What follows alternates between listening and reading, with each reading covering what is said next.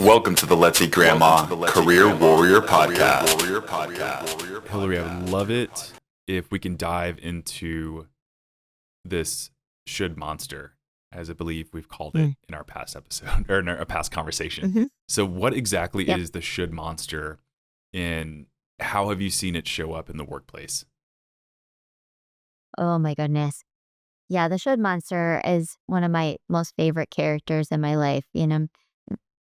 Everybody has one. It's this creature. I imagine a creature who lives in the back of my head who's telling me you should do what you should work late. You should come in early to get that done before anyone else is even in the office. Is that necessary? Maybe not. But my should monster says that if I want to succeed, then I have to do this. And your should monster is made up of all the maybe people who said straight up, you should do whatever, like a teacher, you should not run in the halls. But it could just be all the things, lessons you've got from your parents, friends, people on TV, people who seem to have some authority or have it all figured out. And so you latch onto, your brain, I think, naturally combines all these things into a force that tells you what you should do. And your should monster can be self-directed and lead you where it thinks you should go. And that'll fit with the lessons you've learned in the past. So it feels logical to you. But at some point, you might discover that your life isn't going really how you wanted it to go. Or like in my example, where I started having physical symptoms or consequences of my workaholic behaviors. And I had to think, like, is this really what I want to be spending my time on? Do I really need to get up so early or stay so late? Are there things I could do differently during the day? And so I believe also that you can retrain your should monster. So things that could have possibly developed at a very young age, from our childhood, manifesting themselves in ways. And so how does this show up in the workplace? I get curious about that. Yeah, one of my favorite examples is very fantastic engineer, technically maybe the strongest engineer on the team, but he wants to continue to progress in his career. So he applies for and gets a promotion because that is the only option available. So like that's what he should do. So that's what he did, right? And then he's a mediocre manager and we've lost our best engineer.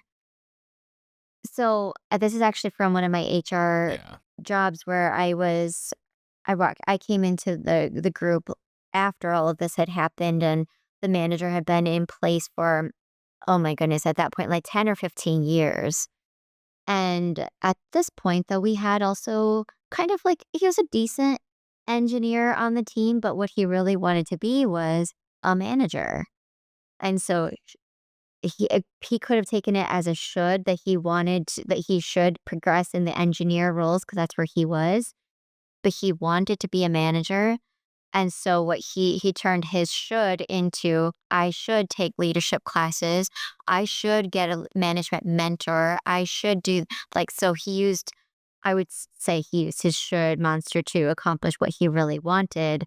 And then we basically just switched those two. So the manager got to be the best engineer on the team and he was much happier and less stressed. And then that engineer on the team who he's pulling his own weight, but he wasn't lighting the world on fire. He goes on to be a great manager. And so they got to use, I would say, and then in my HR role, what should I do in this situation? It seemed pretty clear to me. Then we've got people back in the right roles for what they want to do and also for their skill set. And should can also come up in when someone's talking to another person and they say, we should do this.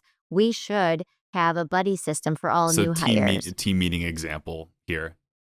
Yeah, exactly. Or like the solution to a problem. And I've already decided that this is the solution because we should do a complete audit of all the personnel files. Oh my goodness. I just curdled my own blood with that one. Gosh, that's terrible. It's a nightmare situation, I think. But someone decides that's the solution, right? We should do this. And there's no discussion. Yeah. And if the person saying should is a leader, there's less likely to be discussion, especially if in the organization it's a top down kind of thing, and you are not to talk to or question a manager or any sort of leader, even if they're not making sense, or even if you think you might have a better idea, you should keep your mouth shut. That the power dynamics and the team dynamics that come out from just using the word should. And I would also like It kills to say creativity, right? sometimes it Yeah. shuts down a brainstorm, it shuts down any kind of collaboration. It can shut down. There are obvious shoulds that are real, like you should stop at a red light, you should stop at a stop sign. Like those are pretty clear shoulds that we don't need to debate. But most other things are not actual shoulds. They're more like, this is an idea, or I really just want to do this other Yeah. thing. I'll want to circle back to leadership in a moment because I don't want to leave people thinking, okay, so if I can't use the word should and I'm trying to direct people and give them guidance, like, then what should I do? What should I do? Yeah. I want to circle back to that, Yeah. but let's start internally first. So should can come from this childhood conditioning. How do we retrain that internal voice and like kind of thinking of that engineer example, thinking about their own career path and where they belong? But how do we go about retraining that voice? I would say one easy way to start on your own mindset is to catch yourself saying should. I had a New Year's resolution once to not say, eliminate the word should from my vocabulary. And instead, I decided to replace it with will, want, or need. Like instead of, I should go to the grocery store this afternoon because there'll be fewer Hmm. people there. I will. Or I should buy a new shirt because whatever, because I need it. Well, really, I just want a new shirt. Let's be honest. Or I should do the dishes. No, I need to do the dishes because I'm out of forks. Yeah, so like that's one exercise you can do just with how you're thinking. Replace the word should with especially want or need, but sometimes there's just something you will do because you have to do it. I will pay my taxes. Or I Yeah. should pay my Yeah. taxes is a real should. That would be one, just a starter exercise, I would say. Okay. The way that we phrase things, I'm guilty as charged. I'm very like I say should all the time, or you know what I mean. When in reality, it's just like I should have. See, there I am again. It's definitely having to do with like a phrasing thing, like need to, want to, like making that Yeah. distinction. And when you're talking to somebody else, you can also replace should with could. Hmm. Instead of you should call so and so, say you could call so and here's why I think that might be helpful. For leaders, so someone who is looking to, coach a team, lead them to a common goal, whether it's improved sales or implementing a project or some new technology, whatever it may be, how do you recommend that they go about giving people that direction without shoulding all over the team? Hmm. That's in my notes. I Right. thought I would put that out there, but using that type of mentality. When you have the time to do a little thinking before you go into a meeting, I would say do a little thinking before you go into the meeting. Hmm. Think about what the message you want to convey, questions you have for the team. If you don't have any questions for your team and you're just flooded with all thinking of all the things they should do, try to convert some of those things into questions. Like before you tell people how they should solve something, ask for their input, start a conversation as a leader, Hmm. whether that's an official leader, like your title says that, or you're just a strong person on the team for technical competence or whatever. That's a good way to make sure that you're not making all the decisions for everyone. It shows other people that their opinions are valuable, that you're open to hearing what they have to say. So converting your shoulds to questions if the could trick doesn't work Well, too. especially But in the that beginning, would, right? Before making any sort of yeah, call or direction, it's like it's being open to that. I think that's a good theme in general of leadership, and I think people kill, as we mentioned, kill the creativity and shut people down too quickly by shoulding, making these yeah. imperatives. So, And as thinking from the perspective of somebody who's in a job search, who's trying to manage their career in a way that either that they're currently unemployed or they're looking for their next step, um, as for their own development, being able to talk about how you led a team by pulling the good ideas out of the team then you've got a real example of something Yes. that you did, and how you empowered a whole bunch of other people, or how you really Yes. got like natural buy-in. When I would interview people and I'd ask like, "Oh, how have you achieved a team project?" And they're like, "Well, back in college, I had to manage a team, project class team, a project Yeah. team."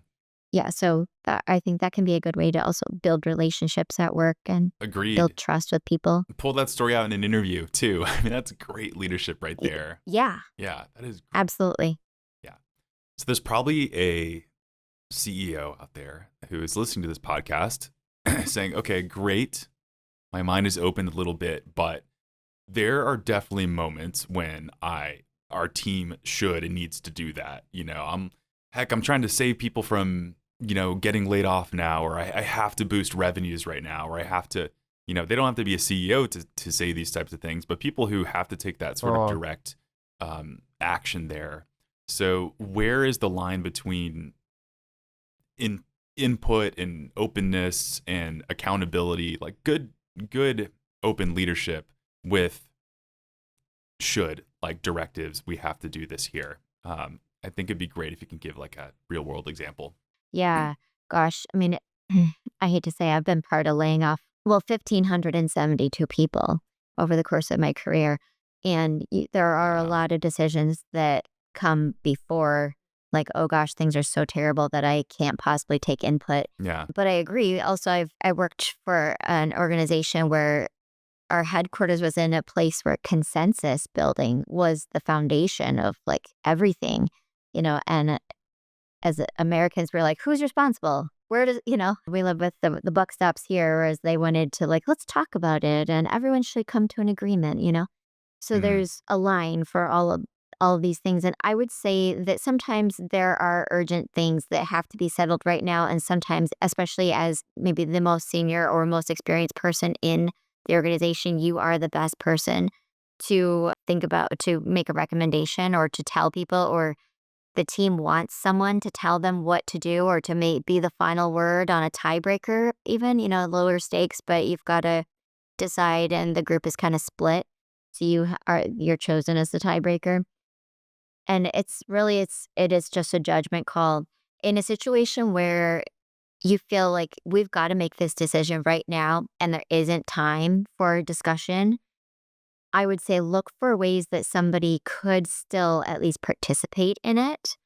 Do you have a sounding board, someone else you can talk to who, like, before you have to make this, dire announcement of like, all right, this is the way it's going to go?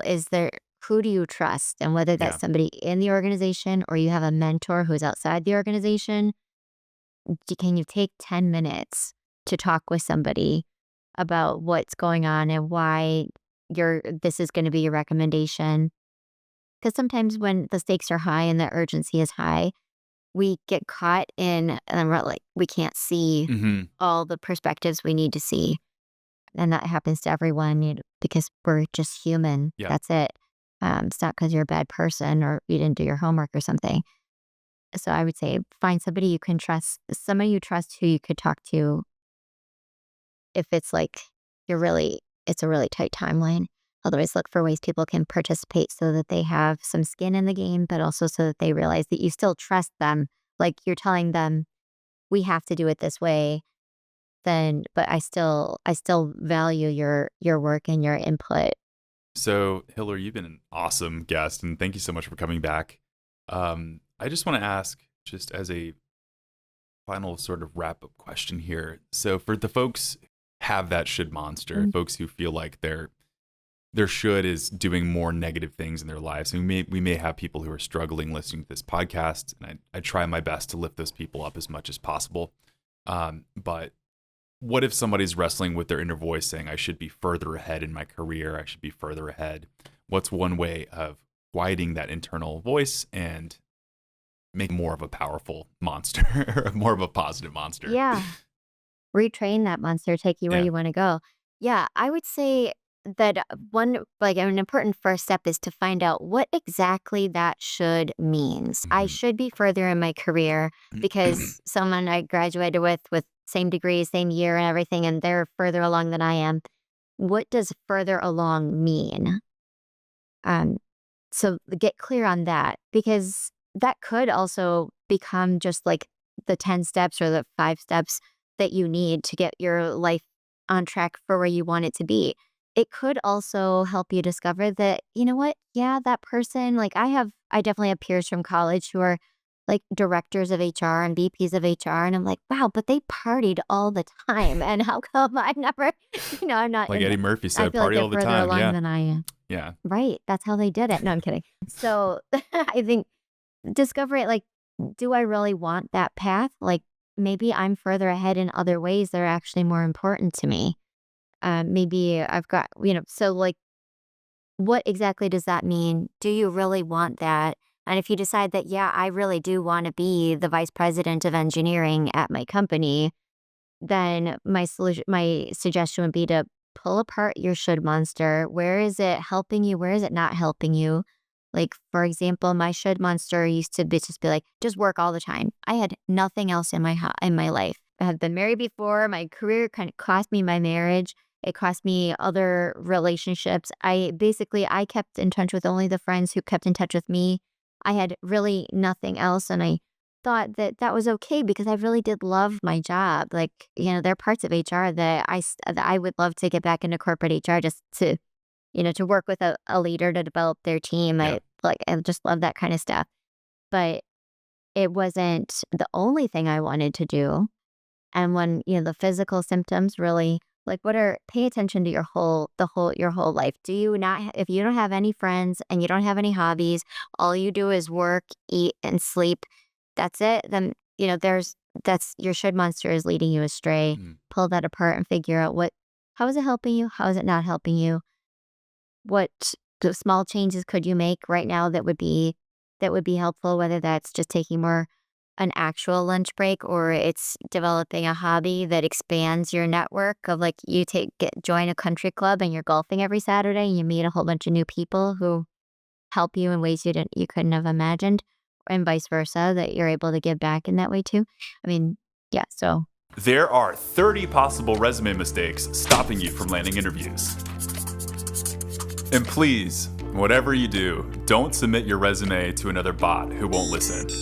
As a top resume service, we've helped thousands of job seekers. And with our expert eye, Let's Eat Grandma will transform your resume into a job-winning masterpiece. Don't wait. Submit your resume to Let's Eat Grandma now for a free critique.